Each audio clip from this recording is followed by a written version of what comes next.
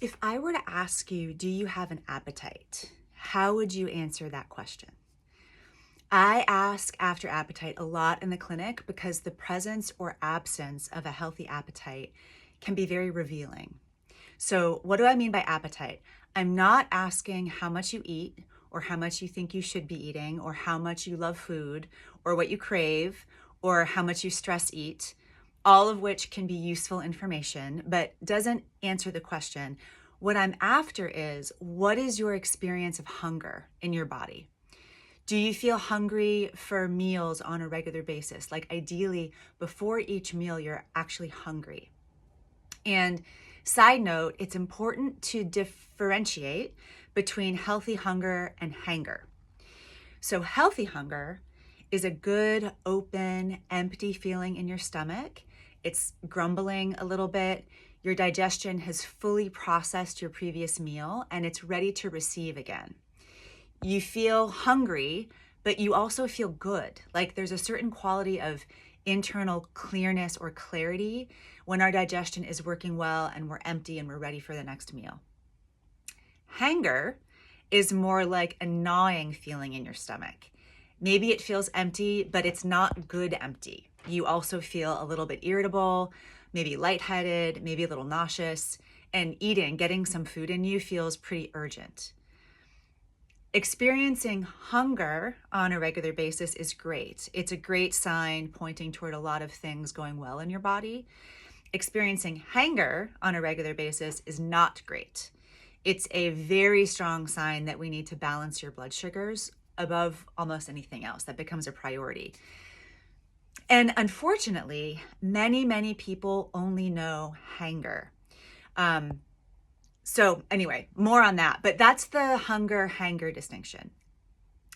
Healthy hunger multiple times a day, like I said, it's a great sign that your metabolism is functioning well. Your inner furnace has efficiently burned through the fuel that you've given it. Your engine is going strong. It's ready for and desires more food to create more energy for you and to fuel more life for you. Healthy hunger tells us your digestion is strong.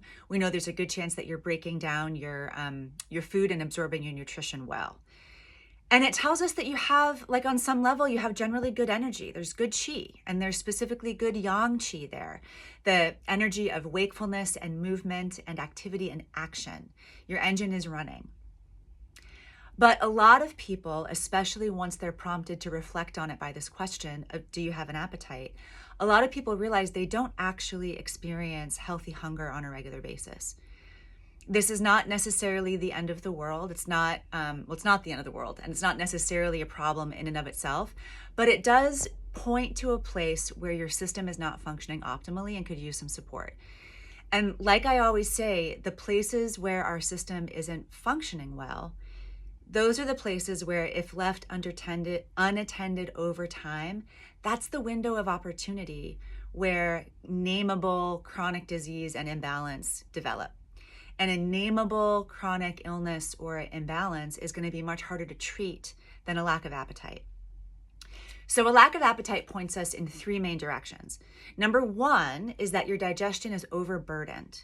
So if that's the case, like what does that look like and how do we lighten the load? So we're thinking about, are you constipated? If your bowels are regularly moving down and out, there's a much greater chance that you're going to be open to receive food down and in. I think we've all experienced that in our bodies at some time or other. We're also thinking about food choices. Are the foods that you're eating too rich or too calorically dense for your system to process well? We're thinking about food quantities. It's really easy to overeat. Food is delicious. But overburdening our system with more food than we actually need on a regular basis can really slow things down and back things up. And overworking our digestion in this way over time will weaken our digestive function, which leads me to the second direction that we investigate when there's a lack of appetite, which is your digestive system underpowered or lacking in energy? So how do we strengthen it? Even if your bowels move regularly, your food choices are good, your quantities are good, It can be that our digestive organs simply don't have enough energy or qi to process our food well. This could be about stomach acid levels, it could be about enzymes, but unique to Chinese medicine, it can also be about a lack of digestive qi or yang qi, the strength, the warmth, the heat that we need in our digestion to break our food down well. And fortunately, we have ways to support this qi, to activate that digestive fire, to rev up that engine, that internal furnace, so it's working more powerfully and efficiently again. And then the third direction that we look to is exercise. Are we moving enough to generate a healthy appetite? Once we meet midlife, if we're not exercising regularly and placing good physical stress on our bodies, getting our heart rate up, lifting heavy things, it's almost inevitable that our healthy hunger declines. And this isn't a particularly good thing. We know this because as this happens, people also feel less great in other ways. Among other things, they feel fatigued, they want more energy. A healthy appetite for food often implies and correlates with a healthy appetite for life. Regular exercise generates energy, it generates qi, it generates this yang qi I've been talking about, it stokes that metabolic fire. So in some cases, what our lack of hunger is trying to tell us maybe isn't about our digestive system or our food, but it's about our movement. It's our body asking us to move. So the discernment that's on offer today is to reflect on this question. Do you have an appetite? Like, do I have an appetite? What is my experience of healthy hunger? And just start to notice the ebbs and flows of this throughout the course of your day, the presence or lack of it.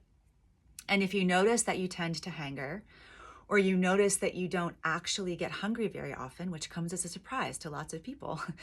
And if you're interested in being as healthy as is possible for you in body, mind, and spirit over the long term, then I would invite you to take an interest in your hunger, in your appetite, and in what it's doing.